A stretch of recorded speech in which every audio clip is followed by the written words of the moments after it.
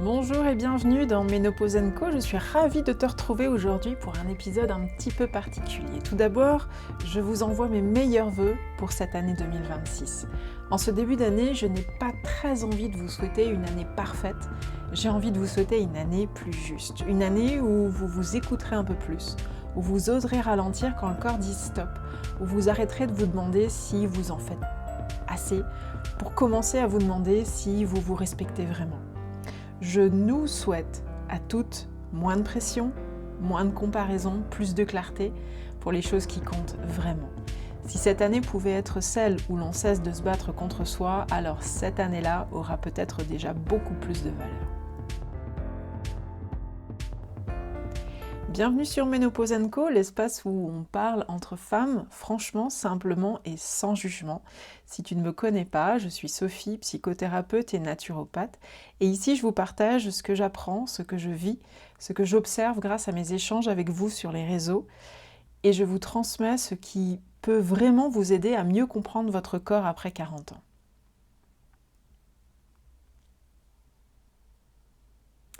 Comme chaque début d'année, on parle beaucoup de résolutions, de changements à opérer, de nouvelles habitudes à mettre en place, mais moi, j'avais envie de prendre un chemin un petit peu différent. J'avais envie de parler de ce moment bien précis que beaucoup de femmes traversent après 40 ans, le flou. Ah, trop chouette, Sophie, tu commences par le flou, super optimiste, yeah, ça commence bien, bravo. Non, non, non, je voudrais juste parler de ce qu'on aborde rarement, mais qui est une base de la vie d'une femme après 40, 45 ou 50 ans. Ce flou étrange, diffus, parfois difficile à expliquer. Tu sais, ces moments de vie où on a l'impression de faire ce qu'il faut, de plutôt bien faire les choses, et pourtant rien ne s'éclaire vraiment. Rien ne change vraiment dans la vie. Et on continue toujours et encore sur la même lignée. Et on encaisse la frustration mois après mois. Et avec cela, rien ne change vraiment. Peut-être que c'est pas le cas pour toi en ce moment, mais il se peut que ce soit le cas pour d'autres femmes qui traînent une situation de vie de femme inconfortable, ou du moins qu'on voudrait autrement. Mais on n'arrive pas à s'en défaire. Je veux parler de la perte de poids, par exemple, d'une meilleure santé de façon générale, d'une situation de vie professionnelle et financière qui n'est plus en accord avec nous après 45 ans, par exemple, ou même notre environnement auquel on aspire à plus ou à meilleur que ce qu'on a aujourd'hui. Toutes ces possibles situations ne font que mettre un espèce de voile sur les aspirations et balayent d'un coup les espoirs parce que la vie, c'est pas ça. Ou en tout cas, c'est pas comme ça qu'on la voudrait. Si tu te reconnais dans cette situation, alors cet épisode est fait pour toi. Ici, il ne s'agira pas de solutions, ni de méthodes, ni de conseils à appliquer. Juste un petit temps pour observer, mettre des mots et peut-être déjà soulager un peu. On va enfin parler du flou. Le flou, ce n'est pas ne rien savoir. Bien au contraire. Le flou, c'est se disperser. C'est partir dans tous les sens, en espérant toucher du doigt ce que l'on voudrait dans la vie de femme. La plupart d'entre nous qui écoutent justement savent déjà beaucoup de choses sur la périménopause, la ménopause, l'alimentation, le sommeil, etc. Elles ont lu, elles ont écouté, elles ont testé pas mal de choses dans différents domaines. Et elles savent ce qu'est par exemple une alimentation équilibrée. Elles savent l'importance du sommeil, du mouvement, du stress, d'une vie plus spirituelle ou simplement plus apaisée. Et pourtant, j'ai remarqué que les soucis sont souvent les mêmes avec le temps. La fatigue est là. Le corps semble plus lent, plus lourd. La motivation fluctue. Les signaux sont brouillés et le fossé se creuse entre ce qu'on a envie d'avoir ou d'être et la réalité temporelle du corps et de l'esprit. On se réveille parfois en se regardant dans le miroir en disant « Oh putain, je comprends pas, je fais attention, mais je me sens pas mieux. » C'est ce flou-là dont je voudrais parler aujourd'hui. C'est pas un vide à combler, un vide à remplacer. C'est souvent un trop-plein. Un trop-plein? Oui, un trop-plein. Un trop-plein d'infos, un trop-plein d'attentes, un trop-plein de tentatives pour bien faire. Et j'ai souvent entendu la phrase suivante. Quand on fait tout, on ne fait rien. dans le sens où on veut tout bien faire sur tous les plans, mais qu'au final, on arrive au bout de rien, ou on ne fait rien. C'est un petit peu le hamster dans la roue. Et après 40 ans, le corps et le mental, je te le rappelle, deviennent beaucoup moins tolérants à vouloir résoudre ce type de désordre, le flou. Ce qui est déroutant, c'est que sur le papier, tout semble logique. On a plus de temps, les enfants sont plus grands, on a plus d'expérience, parfois une carrière derrière soi, on a aussi du temps pour prendre soin de soi, et on est censé se connaître un petit peu mieux aussi. On sent quand le corps demande du repos, quand notre mental demande le silence ou le sommeil, et pourtant, ça ne suit pas. Quand tout est logique, mais que rien ne fonctionne. Beaucoup de femmes vivent cette incohérence, comme un échec personnel. Elles se disent qu'elles manquent de discipline, de constance, de volonté, et là, ça devient problématique, parce que à ce moment-là, ce moment précis de la vie, le corps nous demande un nouveau tête-à-tête, une reconfiguration santé, beauté, féminité. Beaucoup de femmes ressentent cela comme un tournant, parce qu'elles ne se reconnaissent plus. On ne veut pas lâcher celle qui vient à peine de passer dans la catégorie, entre guillemets, femme en pleine fleur de l'âge, à femme en périménopause, à femme ménopausée. Parce que c'est vrai, on a passé les 30-40 en un claquement de doigts. On n'a rien vu passer, et perso, c'est ce que je ressens. Et ces années sont, je ne sais pas pour vous, mais pour moi, les années où je me sentais plus épanouie, que ce soit physiquement, mentalement, alors un peu moins au niveau de la fatigue, mais de façon générale, les 30-40 ans, c'était une période de la vie quand même super cool. Mais en réalité, le problème est double. On a à fermer, à clôturer le chapitre de la quarantaine et à voir venir un avenir sombre de la cinquantaine, soixantaine, dépeint par nos mères, par nos grands-mères, par les femmes autour de nous. Comme je cite, « c'est pas joli joli, on a mal partout, mais c'est la vie ma fille ». Ça, je l'ai entendu. On en a déjà parlé d'ailleurs dans un précédent podcast, je crois que c'est le 6, de l'image générationnelle transmise de la ménopause, de la vieillesse sur nos propres croyances. Et sérieux, je trouve que ça peut faire peur. Pour rappel, le corps ne fonctionne pas comme une liste de tâches. Il ne réagit pas à l'addition de bonnes intentions de nouvelles années. Et c'est à cela que je voudrais te sensibiliser. Alors, rentrons dans le vif du sujet, de ce sujet merveilleux qui est mon corps que je ne reconnais plus. Après 40 ans, le corps devient beaucoup plus sensible, on en a déjà parlé, au rythme trop rapide qu'on lui impose, aux injonctions contradictoires qu'on lui envoie, à la charge mentale invisible qu'il perçoit lui comme un danger, à l'inflammation de fond parfois silencieuse qui nous bouffe sans qu'on s'en rende compte.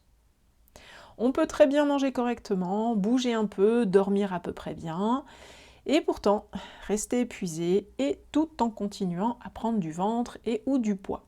Ça te parle cette situation? Moi ça me parle carrément. Pourquoi? Parce que tout n'est pas aligné. Parce que le corps reçoit des messages opposés. Et quand les messages se contredisent, le corps et le mental, l'esprit, se mettent en mode brouillard. Et c'est souvent là que l'on commence à vouloir corriger, ajuster, ajouter encore quelque chose de plus. Et on ajoute les solutions toutes sorties de nulle part pour ton corps ou pour ton mental. Ça me rappelle d'ailleurs un stage de psy que j'avais fait à ma 3e année de licence, de bachelor, dans un centre pour enfants où je voyais pendant mon stage des adultes parler de leurs enfants comme étant des enfants à problème, des enfants hyperactifs, des enfants insoumis.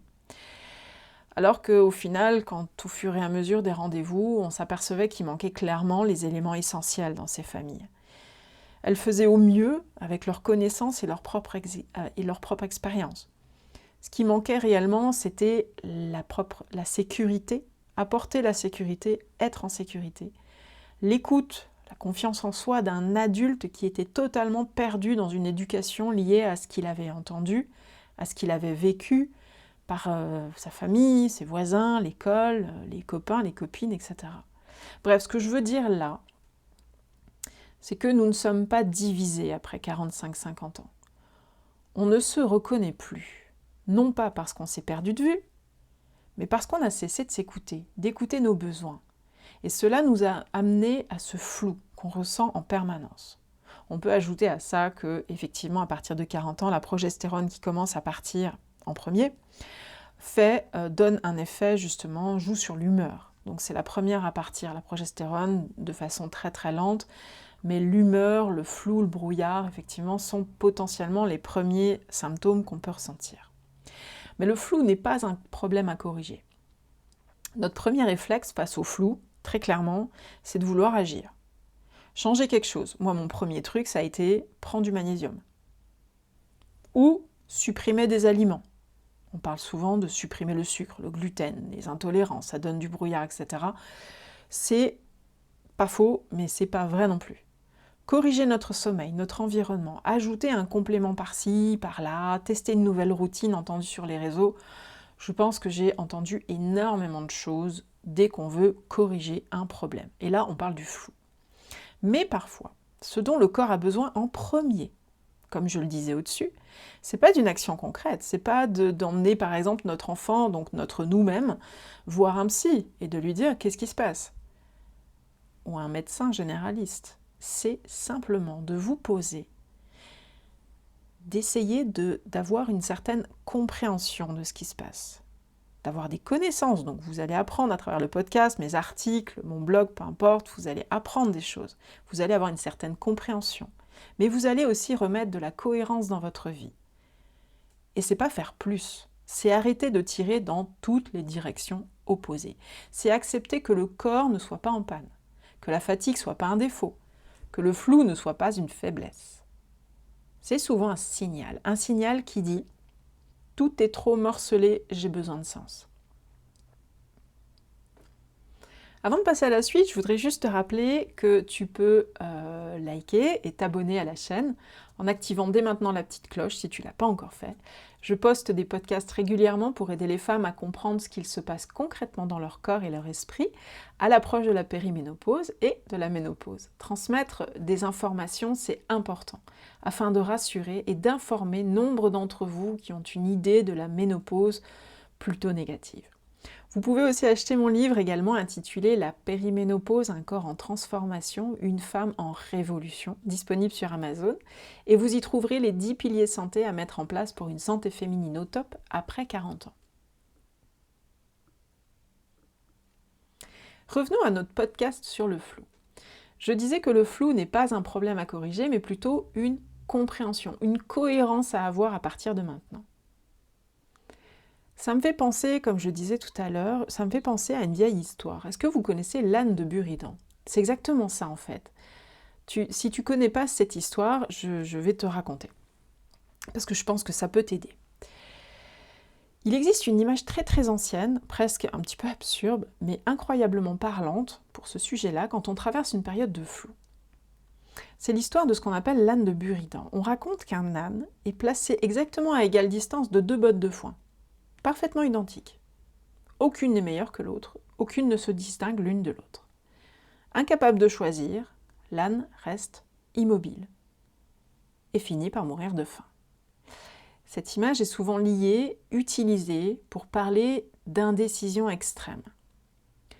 Mais si on la regarde de plus près, elle dit quelque chose d'un petit peu plus subtil. Elle ne parle pas d'un manque de réflexion, elle parle d'un excès de logique dans un système qui n'est plus adapté.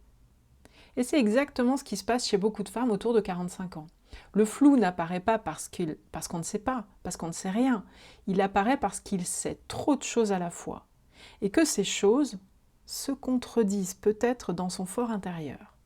Une partie de soi veut continuer comme avant, c'est-à-dire tenir, assurer, rester fiable, cohérente, performante, etc.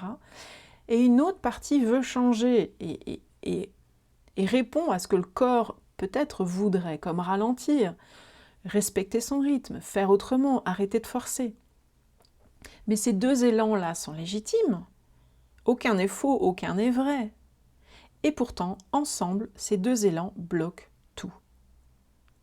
Le flou dans ce contexte n'est pas un vide, c'est une vraie zone de tension.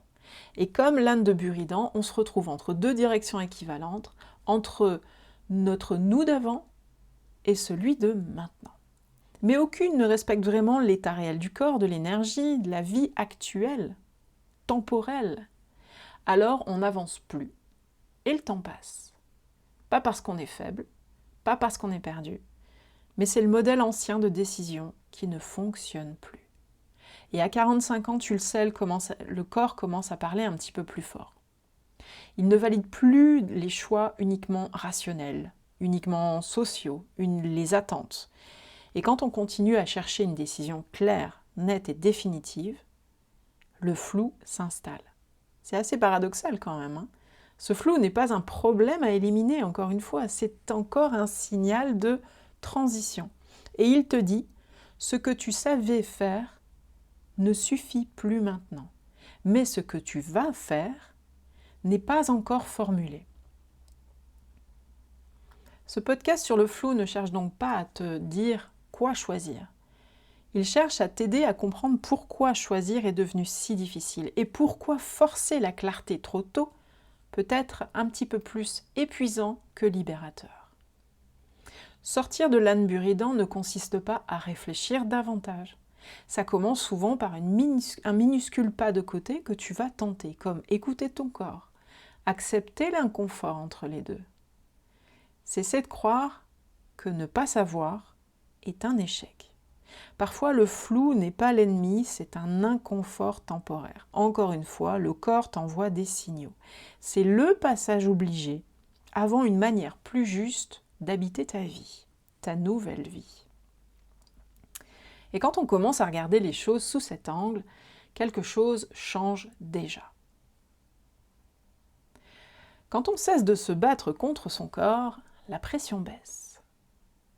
On ne se sent pas forcément plus énergique tout de suite, attention. On ne devient pas soudainement motivé, clair, enthousiaste, mais il y a quelque chose d'essentiel qui se relâche à l'intérieur.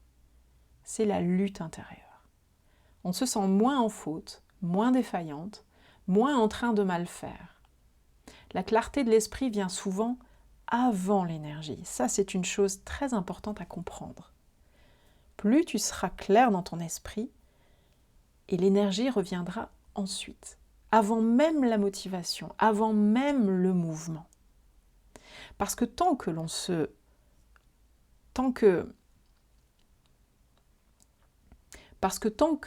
voit comme un problème à corriger, le corps reste sur la défensive. Il ne se sent pas en sécurité. Et un corps sur la défensive ne peut pas avancer. Comprendre ce qui se passe permet déjà de respirer autrement, d'arrêter de se juger à chaque baisse de régime, de ne plus interpréter le flou comme un échec personnel, de se sentir moins seul avec ce que l'on vit. Ce n'est pas encore une solution, ce n'est pas un plan d'action, c'est juste un changement de posture. Et c'est là que je voudrais vraiment insister, c'est un changement de posture. Vous n'avez rien d'autre à faire pour l'instant. Et souvent, c'est ce changement-là qui fait toute la différence. Parce qu'on ne cherche plus à sortir du brouillard avec force, mais à s'y orienter avec un peu plus de douceur et de lucidité. Parfois, c'est pas de l'énergie qui manque. Encore une fois, c'est de la cohérence. Et parfois, remettre un peu de cohérence entre ce que l'on vit et ce que l'on ressent et ce que l'on exige de soi, parfois suffit déjà à ouvrir une première trouée dans ce flou, dans ce voile de flou. Doucement, sans brusquer, sans promesse, juste en cessant de se battre contre soi-même. Passons aux actions concrètes, ce que le flou oblige à déplacer. Quand on est dans le flou, la tentation est grande de vouloir décider vite, de clarifier, de trancher. On n'a pas le temps finalement. Mais le flou demande souvent l'inverse. Changer la manière d'agir avant de changer de direction. Et là maintenant, je vais te donner 6 directions possibles, 6 pistes d'action concrètes à tester pour t'aider. La première action, ce serait d'arrêter de forcer une décision globale. Qu'est-ce que ça veut dire ? Ça veut dire qu'au lieu de chercher la bonne décision, de poser une question un tout petit peu plus humble, un tout petit peu plus modeste. Qu'est-ce que je peux ajuster aujourd'hui ou cette semaine pour me sentir un peu moins en tension ? Pas faire mieux, juste me sentir moins serré, avoir moins de tension. Je te laisse réfléchir à cela et potentiellement de trouver des pistes dans ton quotidien. La deuxième action pourrait être, par exemple, de déplacer le critère de choix. Pendant un temps, ne plus choisir en fonction de ce qui est logique ou attendu, mais en fonction d'un seul indicateur. Et pose-toi cette question, est-ce que ça me coûte ou est-ce que ça m'allège? Même un tout petit peu. Je te laisse répondre aussi à cette question. La troisième action possible serait de tester mais sans s'engager. Le flou se dissout rarement après réflexion. Il se transforme par l'expérience, en passant à l'action. Essayez quelque chose à toute petite échelle, sans promesse, sans plan à long terme. C'est juste un changement temporaire, un essai, un juste pour voir. Et je te laisse passer à l'action cette semaine pour ça. La quatrième action serait de nommer le flou à voix haute. On minimise le potentiel de parler à voix haute. Si tu peux le faire devant le miroir, face à toi-même, c'est encore mieux. Dire clairement à soi ou à quelqu'un de sûr, peut-être échanger, si tu as quelqu'un dans ton entourage de sûr pour échanger là-dessus sans jugement. Je suis dans une phase floue et je n'ai pas encore de réponse. Je te demande de ne pas te justifier, de ne pas expliquer, juste de nommer ce que tu parles, donc une phase floue. Cela fait souvent baisser la pression immédiatement. Dis ce qui passe par la tête. Je suis dans une phase floue, j'ai pas encore de réponse. Et là, peut-être qu'il y a des premiers sujets qui vont remonter instinctivement. Il faut les travailler, ces sujets-là, c'est important. Cinquième action, c'est de redonner la priorité au corps. Eh oui, à nouveau, quand la tête hésite, le corps c'est souvent ce qui est de trop. Observe ce qui te fatigue, ce qui te crispe, ce qui t'irrite. Et retire, encore une fois, une seule chose inutilement coûteuse. Est-ce que ça me coûte ou est-ce que ça m'allège?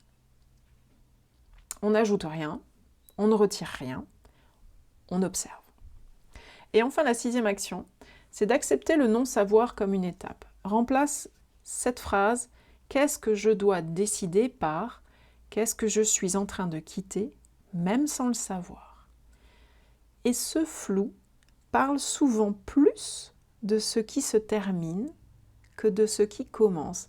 Instinctivement, il y a des sujets qui vont remonter. Qu'est-ce que je suis en train de quitter, même sans le savoir? Il y a peut-être une phase de transformation de cocon à papillon que tu es en train de vivre et que le corps et ton esprit sont en train de te dire « il faut que tu lâches ».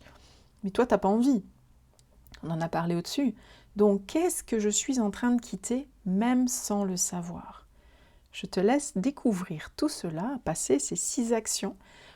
Le flou ne se traverse pas en accélérant, tu l'as compris, il se traverse en cessant de se faire violence. Et parfois, la première vraie clarté, ce n'est pas de savoir où l'on va, mais de reconnaître qu'on ne peut plus continuer comme avant.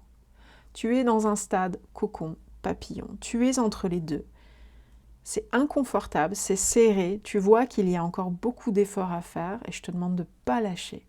Il y a peut-être 2-3 choses à mettre en place, c'est pas du plus, c'est pas du moins, mais il y a du travail et ça tu le sais.